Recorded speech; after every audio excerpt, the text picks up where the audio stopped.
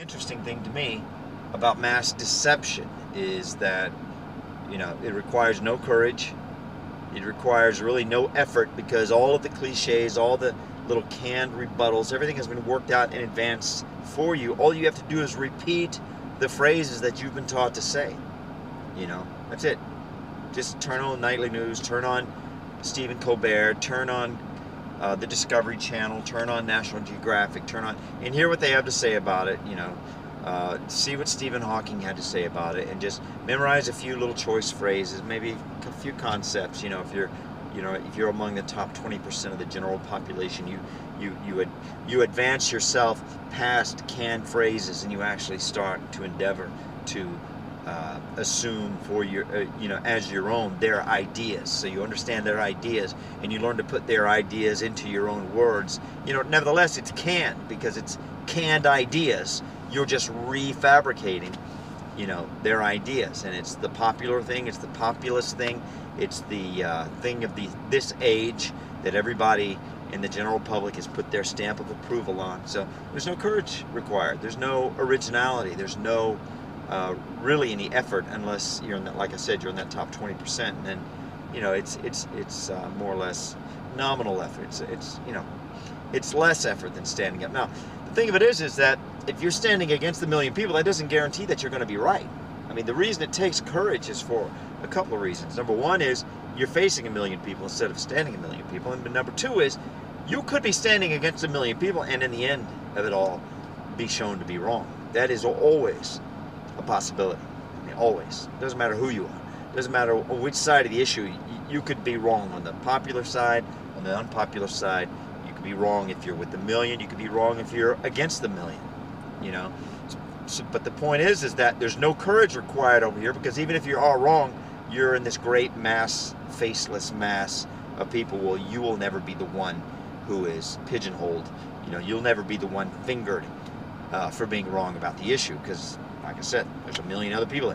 If you're over here all by yourself, you better believe you're going to be fingered. You are you are the target of the finger if it turns out that you're wrong. So an immense amount of courage is required. Now, last thing is on this whole subject of secret societies, and because this ties into mass deception also. I think the thing that's interesting and important to remember, and this is what really got me thinking about the fact that it's kind of mind-bendy, kind of trippy, is that you go into one of these secret society meetings, all right, and they say, welcome to the Masons, the Freemasons, welcome to this or whatever. I mean, there's 1,000 of them. It's not, I just pick on the Freemasons because they're the most well-known and they're everywhere, and there's at least 3 Bethels or whatever they call their little meeting houses. I've stumbled across 3 of them in my, vicinity here. So there's probably more. There's probably 30. I've only found 3 of them, but because, I mean, they're low-key, right? I mean, they're not well-maintained. They're not fancy. They're not flashy. I mean, they are specifically, it would appear, designed to be not noticeable, which goes along with their whole secrecy thing. The thing of it is, you don't walk into one of those meetings. You join. You're invited to join. You submit your financial statements to say that you're worthy to be a member, and you get that elite feeling like, oh, am I approved? And you feel so special because now you're approved, and it's like, ooh, a great honor and a great privilege. It's like they flip the whole thing around. It's like, no, they need you, but they're gonna, the way they have it set up psychologically is that you need them. I mean, that's the great, that's part of the whole thing, and they do that everywhere. They don't just do it at the secret societies. They do it at the universities. I mean, they do it everywhere. Like they make you go through this rite of initiation to make you feel like you're honored to be associated with them, when in reality it's without you they wouldn't exist. So but that's you might say that's the first deception, but the thing of it is, it's a culture of deception. So I mean, deception is just everywhere. So maybe it's not the first deception. Maybe it's just the nature of the organization, just to be deceptive in as many ways as possible. So what was I going to say? Oh yeah, so you don't walk in, right, and they say, "Oh, hello, welcome, thank you for joining." We know that you joined because you think we do good things in the community. We raise money for the Children's Hospital, and we blah blah blah blah. We do this, and we serve food for the elderly and the homeless, and blah blah. We know we do, but in reality, we're a secret society that's a cult of power, and we are committed to the cause of world domination, and we have our players. In place at various levels, and we are constantly looking for new members who can, contribute to our cause and help us advance our cause for world domination. And this is the level of our organization that you're involved in is just the recruiting field for that bigger goal and bigger objective. See, they don't say that. They say, welcome to our, we're so glad you want to help the community and that you believe in the cause of the Masons or the whoever or the whatever. And, I think that we're confident that you're going to find that we're committed to good and doing good in the community and being good to people and helping people develop themselves into bigger, better, stronger, faster, smarter, wealthier, individuals, so that you can do even more good, et cetera, et cetera, et cetera. So the question becomes, then, if everybody is deceived, how high does the deception go? And I think, my personal opinion, is that the deception goes all the way to the top, to the very top man, even the very top man. I don't know if it's a rumor or a urban legend, but they say that, who was that guy out in California? I forget his name. He's like the founder of the Church of Satan, or the head guy, or whatever. He was on the cover of, he's rumored, this may be an urban legend too, he's rumored to be on the cover of the Eagles album with the Hotel California song on it. That might have been the name of the album, Hotel California. Anton LaVey, that's his name. It's rumored that on his deathbed that he was in total peace, about dying, because he had this whole construct in his mind worked out about what the world is all about, what he's all about, what humanity's all about, what life is all about, what life after death is all about, and probably, I don't know that much about Satanism.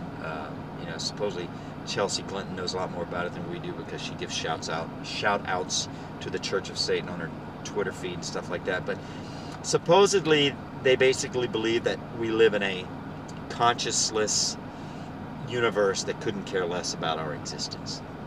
And it's like, so basically it's kill or be killed, survival of the fittest, just do and get as much as you can while you have life, because there is nothing else. I think that might, I heard their sort of creed once, and supposedly if you go to their website, it's on their website. I haven't gone, but supposedly their creed says something to that effect. Very crude paraphrase. I mean, that might not be accurate at all, but that's the impression that I have. So the urban legend, which may be true, may not be true, I don't know, was that on his deathbed he was totally at peace because he had this construct all worked up in his mind, and he devoted his entire life to it. And people that live according to a creed, to a construct, for decades and decades and decades, I mean, it just becomes a part of them. You almost cannot separate them from their creed.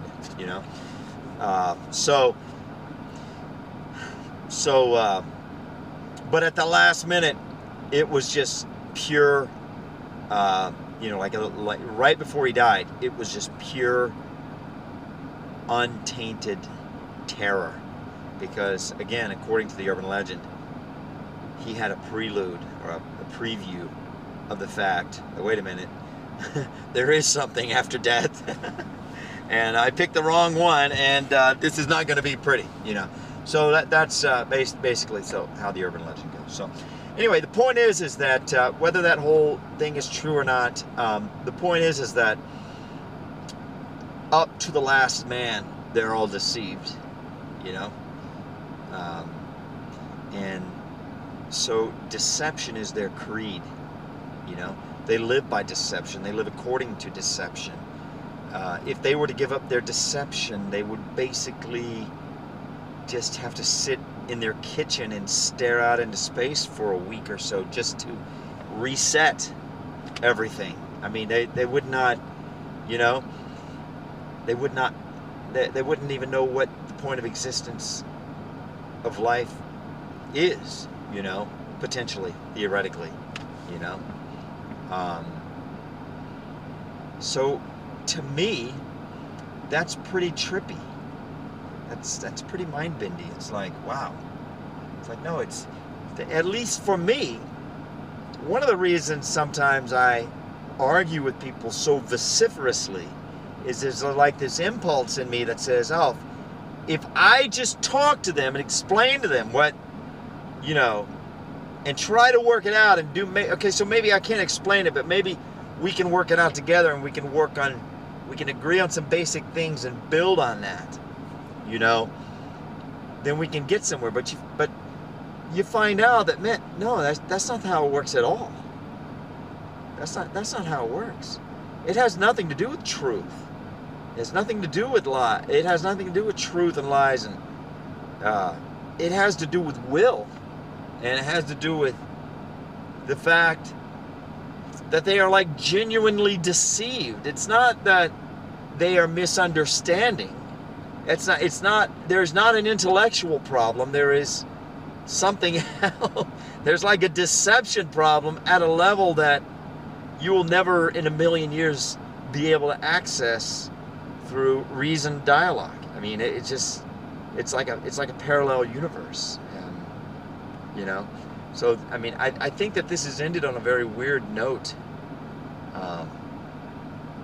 But that's the trippy part. It's like wow. It's like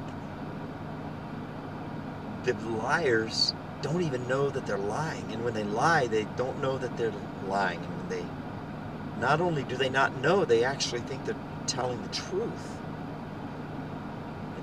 You know, I don't know.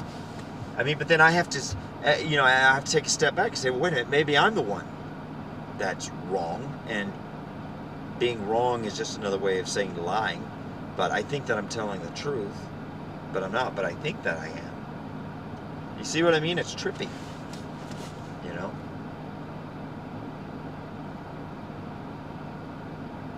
I mean, without an objective standard, you know, without something like the Bible, you know,